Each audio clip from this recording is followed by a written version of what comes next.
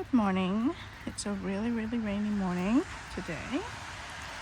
But I thought that it would be good to walk around the garden because it's now like end of January. So literally today is the last day of January. So I haven't made any videos or anything.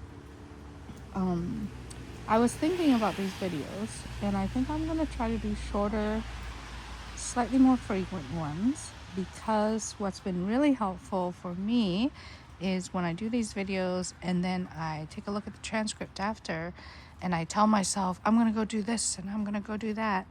That's really helpful for me, to be able to actually, I don't know, like extrapolate my own work items basically out of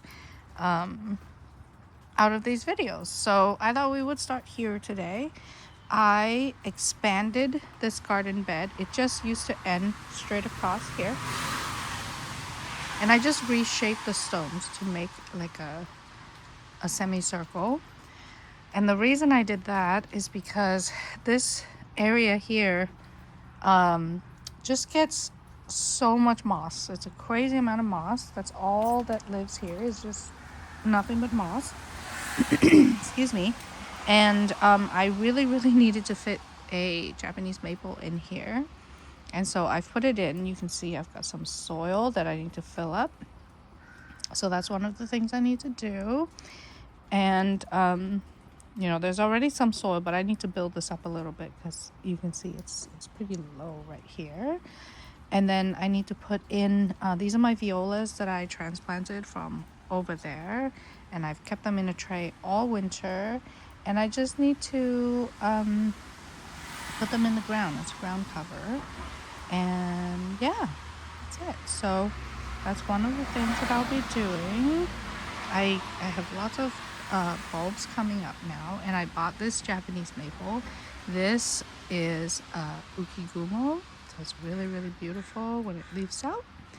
And then underneath here I've got double hellebores. I went and bought some double hellebores, which I really been wanting because I just have one double hellebore. So I've got some hellebores. There's one right there. We can take a closer look. It's very beautiful. It's like a mixed picotee type. There's a little bit of dirt on them. It's not their fault. That was me who did that. But I think these are really beautiful. And I have a double one, which I'll show you in a second. But just one, and I really like them. They're so great this time of year when I am just desperate for color, for shape, for blooms. I've been damaging a bunch of bulbs over here. That's my fault. But I've been trampling around here trying to get some work done. I cleaned up my iris bed, this iris bed over here. I have blue irises, sky blue irises over there. And I transplanted a whole bunch of these little foxgloves. You see, they start out so little like that, but then they turn into monsters like this, and they'll get to be 6 feet tall easily. And here's my double hellebore, and it blooms for so long. I mean, this flower has been here for weeks, and it will continue to bloom for weeks. And it's got a couple of other ones. It's pretty small. This is just a 1 year plant. I'm not even sure no, that's not the right one. It's so pretty. I started to prune my roses, and then I watched some videos on how to prune roses, so I need to do a better job.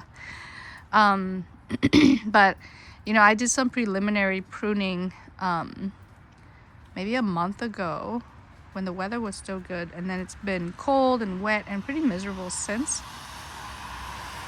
That hasn't stopped me from acquiring new plants, mind you. You can see I've got some right there. I'll show you in a second. Let me just show you what I've got here. More hellebores.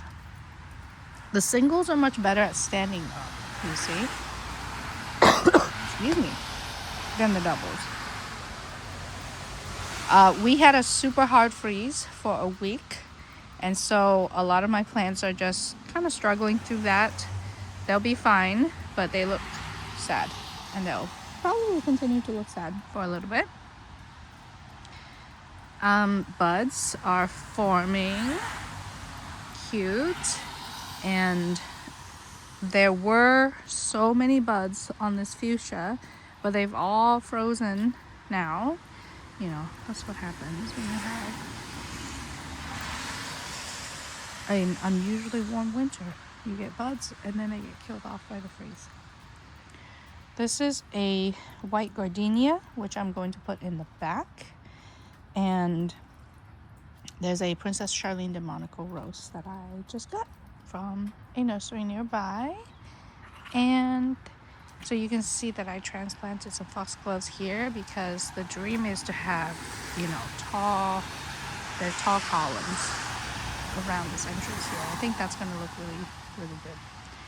I also need to limb up this Japanese maple, but I can't do that until it leaves out. So I will wait. But this tree desperately needs to be limbed up because it's just so long and thick here that it's got a lot of stuff that needs pruning. I didn't know how to prune them and I was scared, and so I didn't do it. And this year one of my friends promised me that she would help me, so I'm really happy about that because I'm a little nervous. You know, they're just so beautiful and I'm scared of screwing it up, basically. Lots of spring buds waiting. There's one of my rhodies, and there's a camellia over there.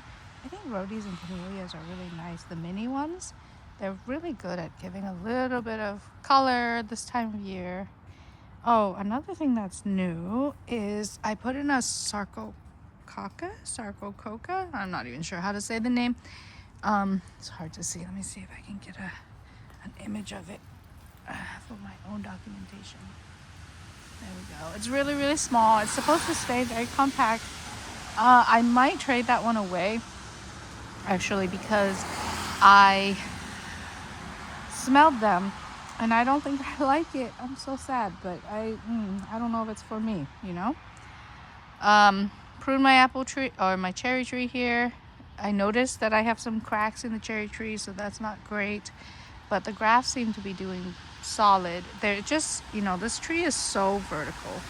I don't know if it's a cherry tree problem, but I don't love the shape. It's a multi-graft, and multi-grafts suck for that because it's really, really, really hard to manage the branches. You can't just cut off whatever branches you want, right? Because you have to maintain the grafts. So it also doesn't branch great. Like, it's in a really good location, full sun right here, and it's so tiny compared to my single graft trees. So I don't love that. Tons more irises over here. I've cleaned most of it up, just got little sprouts now, and you know, perennials look like garbage this time of year. That's typical. We have Christmas lights on the sky.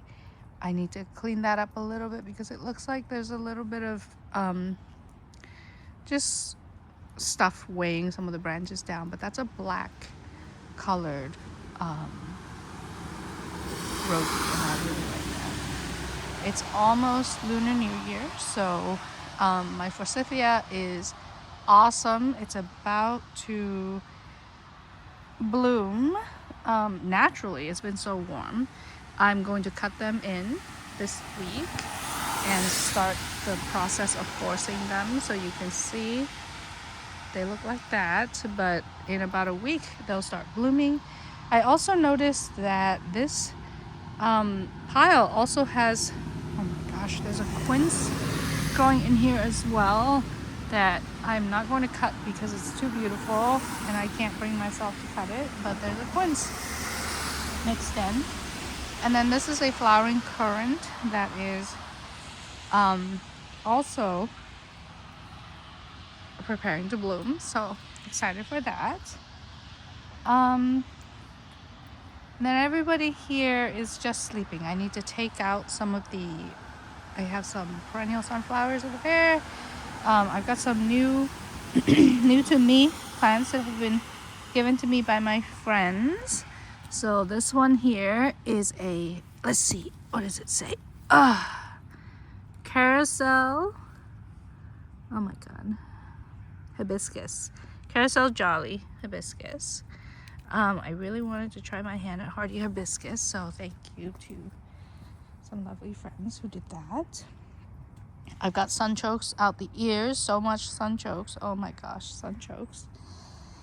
And last year in the summer, I traded a lot of so I have a lot of irises, and I traded a bunch of my irises for new irises, new to me irises, and I put them all kind of over here. So I've got little babies just sprouting up. They're very small, single little nubs, but they'll get there. And then this is a new forsythia, well, new to me forsythia, and I need to sort this. Well, this guy, I don't know why it's covered in dirt, but this is a really tiny forsythia, and it's got so many buds, it's crazy. So I'm also just probably gonna leave this one be and not cut it, because it's its first year in the ground and that doesn't seem very nice to just cut it. This is Cecil Brunner. Lots of my climbing roses are here. My dream is to get them up on the wall and over. Just pruning of the roses, that's one of the things on the to-do list. The blueberries are growing. They have had some winter damage, so I need to go through and prune off some of the winter damage. It's just been really cold, and we had about a week of freeze every night, and the ground never thawed in the day. So I'm just seeing a little bit of tip damage here and there, but it should be okay. Hopefully we'll make it through with a bunch of blueberries this year. More roses. I try to make tags for some of my roses, and then I got tired and I didn't even finish doing that. So half-ass garden chores, go! There's so many new buds on the trees as well. This is one of my favorite here. This is called Jump for Joy, and it's so beautiful. And I mean, look at this. It's like basically disease-free.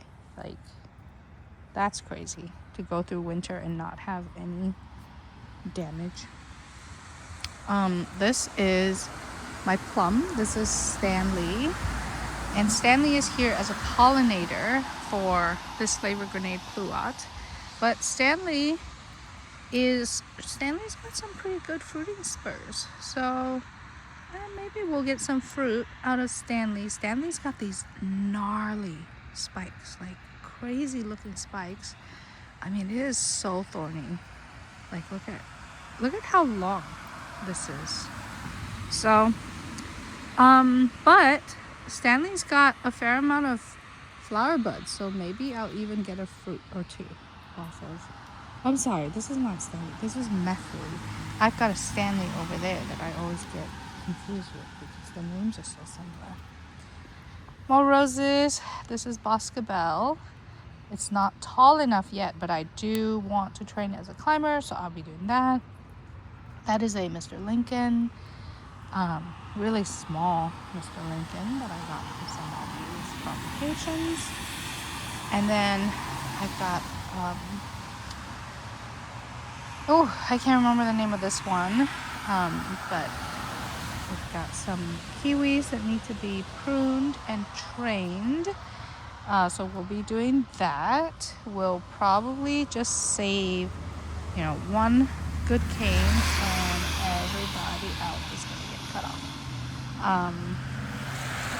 And then, let me show you this flavor grenade pluot. This pluot is absolutely loaded with buds. There's buds all over the trunk. On this side, you can tell this is the side that gets more sun because the flowers are so much more mature and well formed. So I'm just hoping that we don't get a late spring frost so that these can bloom and look nice.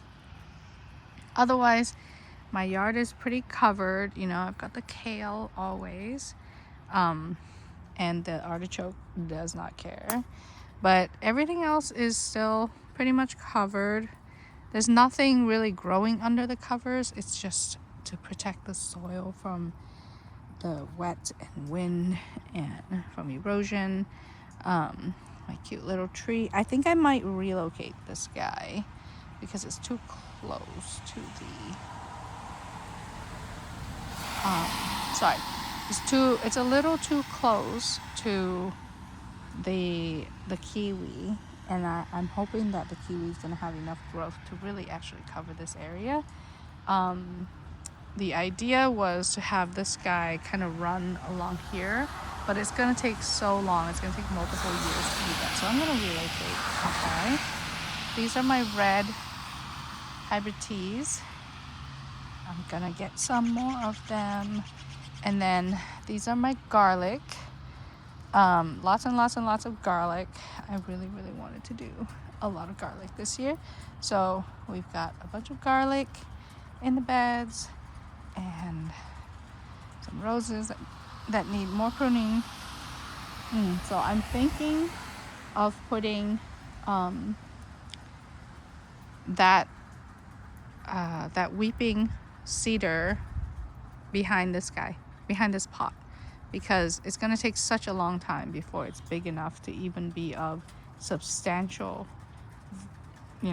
landscape value. It'll take a long time. I'm also going to take this maple here and put it in the ground. So that's one of the things I need to do. And just to give it some more space. And I think I need some sort of tall tree structure right here.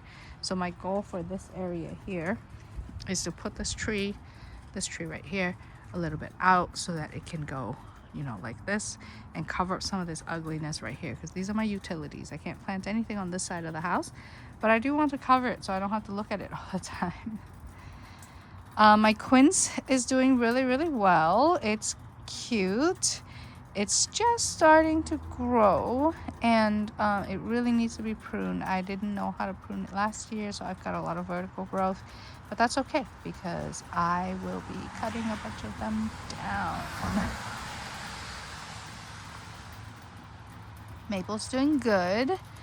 I've got some early buds that are really, really, really susceptible to freeze. So, I don't know. We'll see. I don't know if I showed these big stone lions last time. So, there they are, guarding the entrance to the garden. Very exciting. And I think that's all I'm going to show right now because I've got to go and do some yard work. Hopefully before it gets even wetter. Oh, one other thing that I'm going to do. I'm going to say it so that I commit to it. I need to cut this camellia either down completely or way, way, way, way back, even from where it is now. It is too close to my house. You can see it's only about 2 feet from my house, and it's too tight. It's got multiple trunks. It's got a 4, 5, I don't know. There's 3 large trunks coming out at the bottom. The trunks have fused, and there's at least 5 major trunks that come out of that. Some of those trunks are, really mossy because it was overgrown for a long time. And I'm getting, I have great blooms this year because I pruned this back really heavily last year, but it's still not enough. And the tree is it's really congested. Like you can't even see the branch structure in there. And it just doesn't have great branching. So I'm going to cut it back some more or completely. I haven't decided. It's so hard to cut down the whole thing because it's a really mature plant. But it's just got some really problematic growth in there. So I'm going to try to see if I can find some more structure, maybe for some, better branching in there. And then we'll see if I can, you know, keep it there. Otherwise, I might just remove it altogether, because this is the biggest problem right now for me. Literally the biggest. I like that it's evergreen, but it produces blooms that are honestly not great. And you see, I've been desperately trying to cut it back from my house so that it doesn't touch the house. But if I don't cut it constantly, it is just all over. And it's really old. It came with the house, but it's just, I don't know.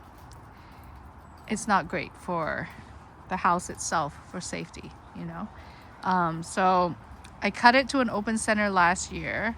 We can actually come see the open center. I tried to cut it to an open center, you see, and it's so big that it's everywhere.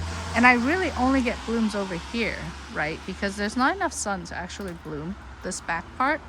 So it's just so big, but for the amount of blooms, I don't know. We'll see. That is all.